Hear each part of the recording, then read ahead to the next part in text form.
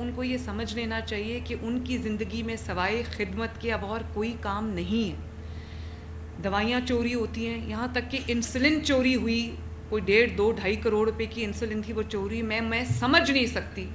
China میں گئی, میں ان سے میں نے ان کو کہا میں نے آپ کا ہاسپٹل وزٹ کرنا ہے.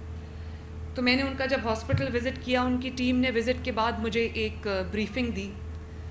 تو میں ان سے یہ پوچھنا چاہ رہی تھی کہ جو دوائی اگر آپ کی چوری ہوتی ہے تو آپ کیا کرتے ہیں. تو ان کو میری بات ہی سمجھ نہیں آ رہی تھی, کیونکہ ان کے ادھر دوائی چوری نہیں ہوتی.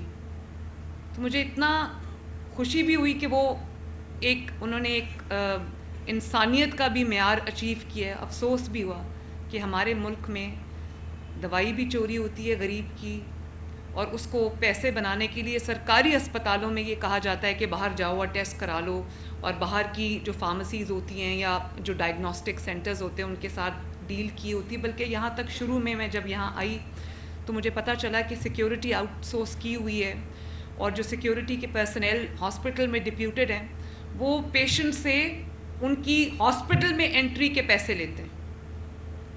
تو یہ تو کئی دفعہ ناقابل فہم باتیں ہیں, جس سے مجھے آنیسٹلی میں کبھی کمپریہینڈ بھی نہیں کر سکتی کہ یہ پرابلمز ہمارے سسٹم میں ایگزسٹ کرتی ہیں, اور اتنی کیلسنس ہے, اتنا ہارٹ لیسنس ہے.